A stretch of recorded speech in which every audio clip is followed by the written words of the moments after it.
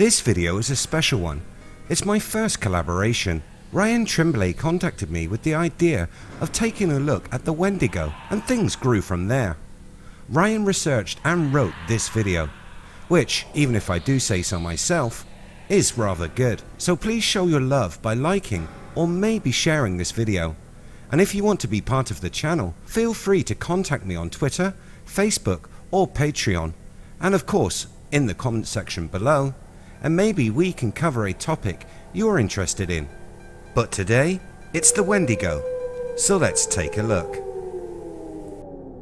Welcome to IF, videos on history and mystery. Hit that subscribe button and ring that bell so you never miss a video again. The Wendigo, also known as the Wetiko, is a mythical man-eating creature or evil spirit native to the northern forests of the Atlantic coast and the Great Lakes region of the United States and Canada. Believed to be the embodiment of gluttony, greed and excess. Never satisfied after killing and consuming one person, they are constantly searching for new victims. The Wendigo may appear as a monster with some characteristics of a human, or as a spirit who has possessed a human being and made them become monstrous. It is historically associated with murder, insatiable greed, and the cultural taboos against such behaviours. Although descriptions can vary somewhat, common to all these cultures is the view that the Wendigo is a malevolent, cannibalistic supernatural being, often depicted as a bipedal being with desiccated skin, with flesh tightly pulled taut over its bones, and its bones pushing out against the skin, its eyes sunken deep into their sockets. The Wendigo resembles a gaunt skeleton recently disinterred from the grave.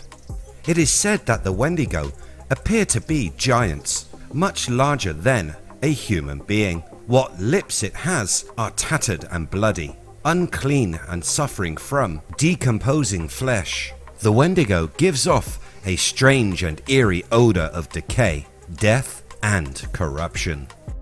In Ojibwe, Eastern Cree, West Main Swampy Cree, and in New Law, whenever a Wendigo ate another person, it would grow in proportion to the meal it had just eaten, so it could never be full. Therefore, Wendigos are portrayed as simultaneously gluttonous and extremely thin due to starvation. In some traditions, humans overpowered by greed could turn into Wendigos. The myths thus serve as a method of encouraging cooperation and moderation. Humans could also turn into Wendigos by being in contact with them for too long. In another version of the story, the first Wendigo is said to have been a warrior who made a deal with the devil. This deal being made to save his tribe, he gave up his soul and was transformed into a Wendigo. When peace ensued, there was no need for such a fearsome creature, and the warrior was banished from his tribe and forced to live as an outcast. Some believe that the human person continues to reside within the Wendigo, specifically where its heart should be. This person is frozen, and the only way to kill a Wendigo is to kill the human within. That being said, there are a few legends that state that the frozen person is successfully rescued from inside the creature. But in most cases, however, death is the only way to free a person from the Wendigo. Wendigo are believed to roam around the forests where the Algonquians lived. Forest dwellers that have disappeared over the years are rumoured to have been eaten by these creatures. Many Wendigo sightings have been reported over time, not only by Native Americans, but by white settlers as well. For example, between the late 1800s and the 1920s, a Wendigo is said to have appeared near a town called Roseau in northern Minnesota. It has been claimed that each time a sighting of this creature was made, an unexpected death followed. The sightings, however, eventually stopped, and things went back to normal. Amongst the Cree, there is a traditional dance called the Wahiti-Tokokansi-Mowin, or the Wendigo-like dance. During the dance, the fearsome Wendigo is portrayed satirically by the dancers. In addition to satirizing the Wendigo, Some Native Americans even became Wendigo hunters. Whether in the form of a beast or a spiritual entity, the Wendigo possesses supernatural abilities that make it impossible to escape. Despite its gaunt figure, it is unnaturally large, fast and strong, with heightened senses and endurance. The Wendigo is a hunter immune to even the harshest climates. It stalks its prey and can mimic human voices, so its favourite pastime is luring people away from safety and driving them mad deep in the wilderness in order to consume or possess them.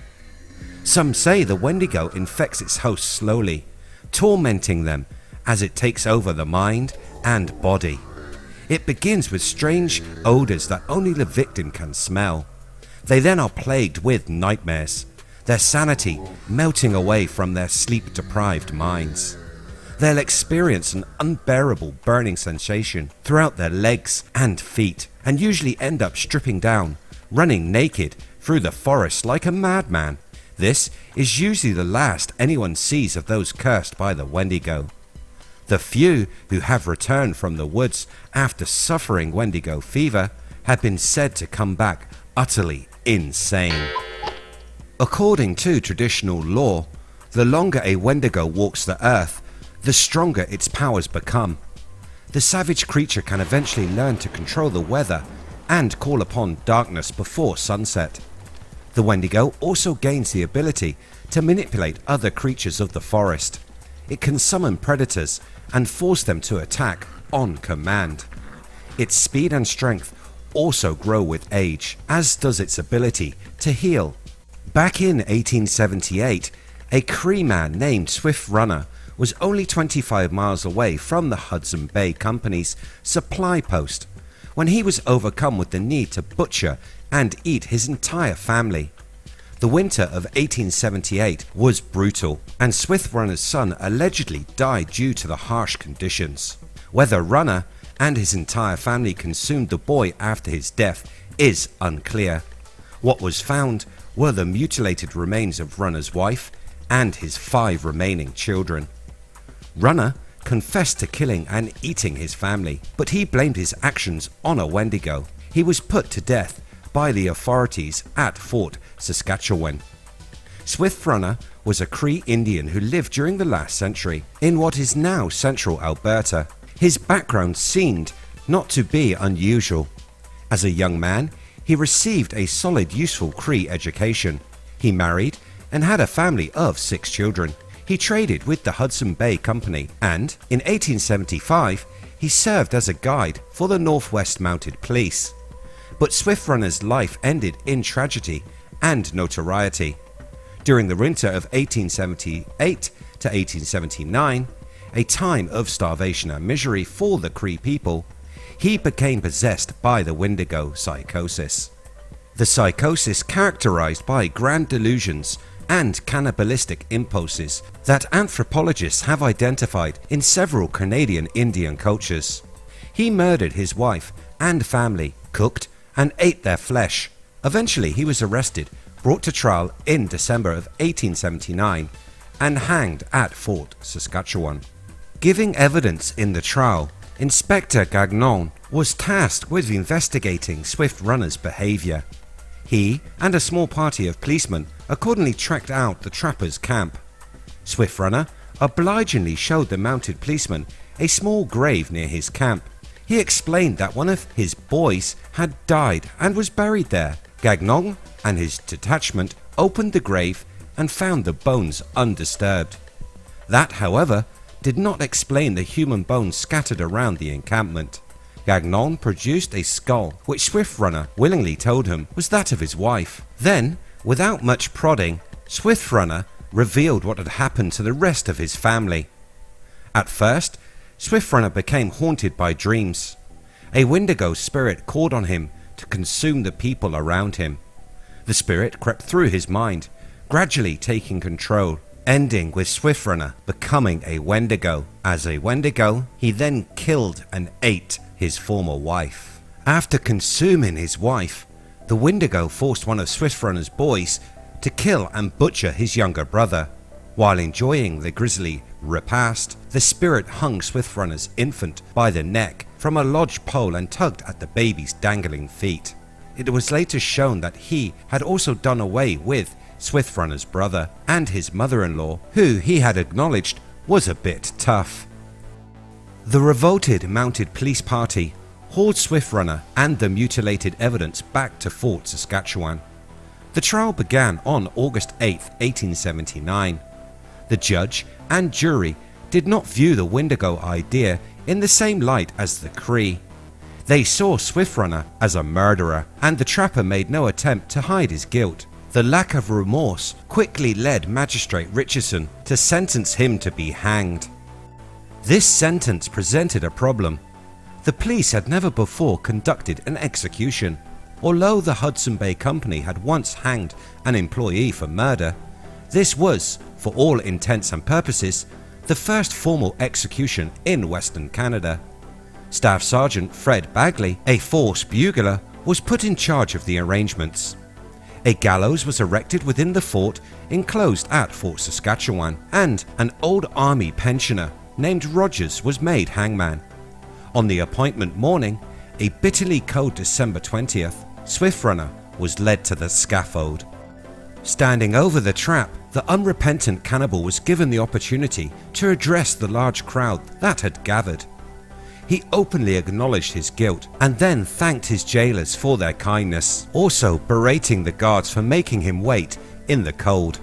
Nevertheless, the mounted police must have accomplished their first execution well enough. A more experienced spectator, a California 49er named Jim Reed, commented, "That's the purest hanging I have ever seen, and it's the 29th. What the Cree thought to be the work of a Wendigo spirit is what today we see as psychosis.